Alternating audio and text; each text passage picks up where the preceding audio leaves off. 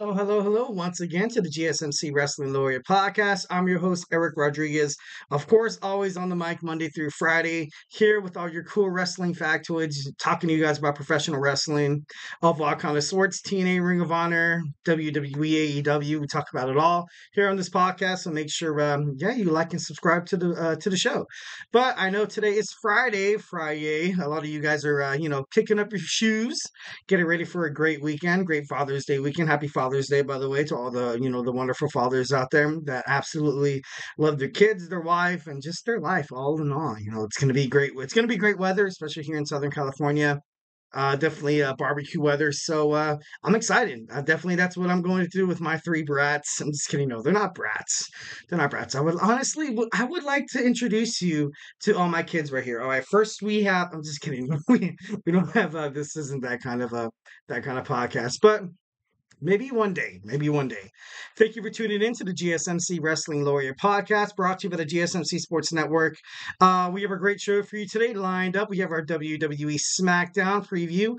It kind of already aired in Glasgow, Scotland, and this might be way like a little too late. But I haven't seen anything. Honestly, like if you guys are going in blind like I am, I'm waiting for it to air on Fox at 8 p.m.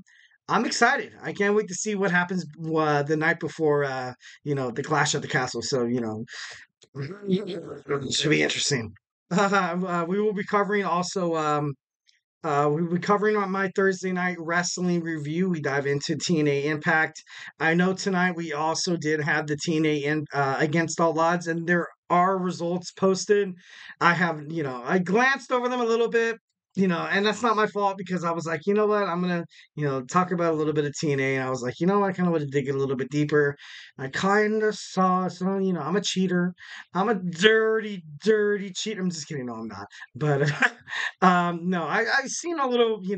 I really want to watch it. Obviously, what kind of came from, what speculated in terms of Jordan Grace's, challenger for the title. I kind of thought it was going to be, and honestly, I really don't like it. But we can get into that probably on Monday. I'm going to talk to you guys about the TNA Against All Odds as a whole, and we'll get into that. But our third segment, we're going to dive into our WWE Clash at the Castle. We're going to talk about some matchups. We're going to talk about who's going to win, what's the best projected storylines coming out of that win. Also, who's the winners, who's the losers, out of this pay-per-view, heading toward WWE SummerSlam. Our fourth segment, Jon Moxley recently said in an interview that he's so happy that he has left WWE and he has no intentions on going back. So my wrestling fandom, my fantasy, my Wrestling Friday fantasy, I'm like, I would like to see Jon Moxley back into the WWE. So we're going to go through, basically his time in WWE, how he felt when he signed with AEW, and just basically maybe potentially a future within the WWE. And lastly, every Friday, I want to leave you guys with some cool wrestling news that you guys can, sit at a bar stool. And if you're talking to a wrestling guy, be like, hey, man, have you heard about that? You'd be like, yeah, dude, that guy from, the weird guy from the GSMC Wrestling Laureate podcast was like, dude, you guys should pay attention to this. So we're going to talk about that. But before we move on, before we get any closer to any of those topics, I want to remind you guys to use the tips and donations link at the GSMCpodcast.net. Go ahead and shoot on over like a nice tip. I know you guys love watching my beautiful face. I'm just kidding, no. But so to ensure that your question gets read on air, I ask you guys to use the tips and donations link at the GSMCpodcast.net with your questions. Just put your questions up on top so I can see it. Tell me what you like. Tell me what you don't like. Tell me what you think in terms of WWE, the best part of TNA Impact, the best part of Ring of Honor, any wrestling character you kind of have a feeling where they should go. Let me know 1,010%. Let me know how you guys feel. Ultimately, this podcast is ran because you guys. This is my podcast, but ultimately this is our podcast. We're a wrestling fandom. We will always be together, everybody, every single time, and you can't lie about this. Every single time you see another wrestling fan, you automatically kind of have this chemistry with the other person, so that I feel like that kind of fandom is actually really cool. So it really does help the show, guys. Here at the GSMC Sports Network, we do love a lot of peace, love, and positivity. Again, the link is at the GSMC podcast.net. So let's jump right on into our first segment. We're going to talk about our WWE Smackdown preview. Well, no, we're not live, but WWE has taped, an episode of SmackDown in Glasgow, Scotland. We're gonna start off with the Grayson Waller effect, the special guest with being D.I.Y. I honestly think D.I.Y is going to be the next people to kind of challenge Grayson Waller and Austin Theory. I feel like it's kind of perfect because just because of all these injuries within WWE, Bobby Lashley, CM Punk, Drew McIntyre, but Drew McIntyre recently came back a couple weeks ago.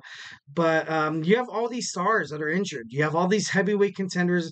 Logan Paul was doing God knows what, like he was doing promoting with his own, impulsive podcasts and stuff like that. So, of course, you have the LA Knight. Of course, you have Carmelo Hayes. That's kind of being brought up from WWE NXT. But I honestly kind of feel like WWE needs a little more heavyweight, kind of high card kind of people. And Austin Theory was promised to, he was Vince McMahon's last guy before Vince was kind of let go. And as soon as Vince was let go, like Austin Theory was kind of like, oh my God, what am I gonna do now? Grayson Waller, of course, he's a pretty prominent superstar, has a lot of accolades in WWE NXT. He's the WWE champion with Austin Theory, so he can fight, he can wrestle. I can probably see him, kind of. I don't know. It'd be kind of interesting to kind of see him going after Sami Zayn's Intercontinental Championship, but that's like on different shows. So I don't know. It should be kind of crazy how this, kind of pans out. I would like to see D.I.Y fight, and probably, I would like to see them win. I want to see them beat Waller and Theory. Next, we have the LA Knights' path to the United States Championship. So far, it's been so good for the LA Knight. Yeah. Will Logan Paul be in Scotland? Honestly, I kind of feel like he's not.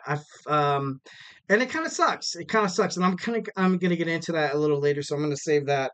Um, Also, you have Chelsea Green pissed off Naomi last week on SmackDown. So, are we gonna see a one-on-one match between those two women? Honestly, it'd be kind of cool. It'd be kind of, interesting to kind of fill in the void there in terms of SmackDown, time. Of course, it's a 2-hour show. Obviously, a 1-hour discrepancy between Monday Night Raw. But, Chelsea Green has to promote Piper Niven because Piper Niven is going to her home country to challenge for the WWE Women's Championship. So you can bet your ass that there's going to probably be a little push, a little shove, probably a promotion, probably maybe a sneak attack that ultimately causing these two girls to walk into Scotland. Clash at the Castle was the main bad guys. So that should be pretty badass. Michin's going to fight against Nia Jax. I feel so bad for Michin, speaking that she is the number one contender for Kaylani Jordan's NXT North American Championship. But Michin's crazy. She's crazy. I feel like she's kind of like that loose cannon. She's absolutely great inside the ring. She's a great tactical wrestler. I know, like she gives off this vibe that she's absolutely like, oh, I'm hardcore, bro. I'm hardcore. But if you pay attention to her matches, she does really, really good. She knows how to, she knows how to do submissions. She also knows how to like get out of a counter whenever it's dire in terms of a match. So this isn't just a layup for Nia Jax. I feel like a lot of people think that since Nia Jax is the queen of the ring, which by all means she deserves all the credit, and we're throwing all the flowers toward the Inoue family member in Nia Jax. But honestly, I would honestly think that it's better to kind of have a good match instead of like a squash match, especially if you're trying to build up Michin for a title shot for the North American Women's Championship heading to our next week on NXT. So I feel like if this is a squash match between Michin and Nia Jax, I feel like that's kind of dirty. I feel like that's kind of nasty. I don't like that. I don't like that at all. Next, we're going to see Kevin Owens go one-on-one with Solo Sikoa. I freaking thought that this match was going to be, and I honestly would have been better at Clash at the Castle, but I don't know what's going to happen at Clash at the Castle in terms of the bloodline, although there's been a lot of flirting around Talatunga, the Tungian, and with Kevin Owens just he's kind of essentially kind of being by himself And you can't really blame him. You can't blame his character development because essentially, I feel like a lot of these WWE fans, a lot of these old WWF Attitude Era kind of guys, and I know I speak on behalf of myself, that you kind of see Kevin Owens as this Stone Cold Steve Austin kind of figure. And I'm not just saying that because he's been confirmed to, he's been gifted the Stone Cold Stunner, but just the way Kevin Owens is. Kevin Owens has always been amazing on the mic. He's always been really prominent in producing great matchups. But most importantly, Kevin Owens, he's just kept his name relevant. He's just kept his name relevant. He's been the WWE Universal Champion. He was beat by Goldberg. Everybody kind of thought KO was kind of dead, but he came back. And then after that, KO kind of bounced around with WWE, tried to get his championship back, feuded with Chris Jericho, and he was kind of written off, but he came back. Kevin Owens, he flirted with the opportunity, maybe the chance of going back to WWE NXT. But it didn't happen. It didn't happen most importantly because WWE, they understand and they honestly respect how special Kevin Owens is and kind of just his I wouldn't be surprised if you would see Kevin Owens as a WWE champion moving forward. I know a lot of people kind of doubt that. I know a lot of people kind of look at WWE Kevin Owens is like, dude, you can win the Intercontinental Championship, you can win the United States Championship, and that's just crazy. That just proves the discrepancy between the higher ups in terms of wrestlers and also the mid carders. The mid carders, I feel like the range goes from like right here. And then you have the heavyweights. You have the people who can challenge for the WWE Championship, who can challenge for the WWE, World Heavyweight Championship. And I feel like it's just so minimal. And WWE honestly needs to work on that because it gets to the point where you're like, if Kevin Owens fights Cody Rhodes, we know Cody Rhodes is going to win. It gets to the point where Cody Rhodes fights Solo Sikoa, and they're like, we know Cody Rhodes is going to win. Damian Priest fights, someone like Sami Zayn. They're like, okay, there's not much people at the top.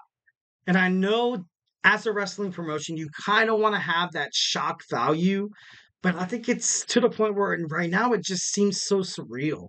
It just seems so surreal to the point where I feel like that's why WWE is kind of opening up the gates a little bit. I know, you have Ring of Honor, you have All Elite Wrestling, you also have TNA Impact, you have the MLW, you have the NWA, and there's just so many guys. There's just so many guys who are good guys. They're great wrestlers. These guys can put on matches and matches. These guys can put the butts in the seats. But, obviously WWE has always closed. They've always shut. They've always screwed and bolted that forbidden door. I think it's time for a change. I think it's time for change. I think it's done. It's time for WWE to kind of step up from that 2-person, 3-person, maybe worthwhile of winning the WWE main championships, like the Undisputed Championship and like the World Heavyweight Championship. Moving on, we also have, I'm also thinking like, will Randy Orton help Solo Sikoa? Will Tola Tonga, will he make a preview? Will there be kind of like maybe like a promo? I doubt it. Also, Cody Rhodes brings Mama Rhodes to Glasgow, Scotland. And I gotta be honest, if we see another bloody Cody Rhodes, totally bloody, and if you see him pandering to the Scotland crowd and he's like, and AJ's house is like, this is what you got, Mama Rhodes. Like, if they're trying to mimic what The Rock did once when he was doing the final boss thing, heading toward WWE WrestleMania 40, I don't want to see that. Not a lot of fans kind of want to see that. Can't wait to watch it. It's live. Well, not live, but it's on the West Coast. It's live right now. So, it should be pretty awesome. Also, lastly, kind of what I wanted to talk about is I was watching the Colin Cowherd show this morning. Saw a random ad for SmackDown. You saw Bobby Lashley in it. You also saw Bianca Belair, and I don't know, this could possibly be a Bobby Lashley push. I know, you might be thinking, like, Eric, you're crazy. There's a lot of WWE, promos. There's a lot of WWE advertisements that go on through the USA Network as well as the Fox Network. We don't really trip about it. But honestly, I kind of feel like they need Bobby Lashley. 1,010%. I feel like ever since he got injured, they missed him. And now I feel like WWE will finally use Bobby Lashley to more of world heavyweight WWE championship contender because he's been that. He lost to Roman Reigns. I feel like it was like 8 to 10 years ago. Not 8 to 10 years ago. I may be exaggerating. But Bobby Lashley had all the smoke. He had all the attention. He had all the momentum. To have him lose against Roman Reigns, that, obviously that was Vince McMahon, but I feel like there's going to be a heavy Bobby Lashley push, which I feel like is well deserving. This guy's been within the company for so long. He's a retired, a U.S. Army and U.S. Marine, excuse me, veteran, and he's just been pushed around by WWE ever since he surfaced in 2006. It's time. It's time to push Bobby Lashley for the best, for the betterment of the company, and just overall for I think it's time. It's just time. It's for Bobby's time. Bobby's time. Well, guys, do not go anywhere. We're going to jump right on into our Thursday night wrestling review. We're going to talk about Thursday night. You're going to TNA Impact. We're also going to talk about Ring of Honor. So, hey, do not go anywhere.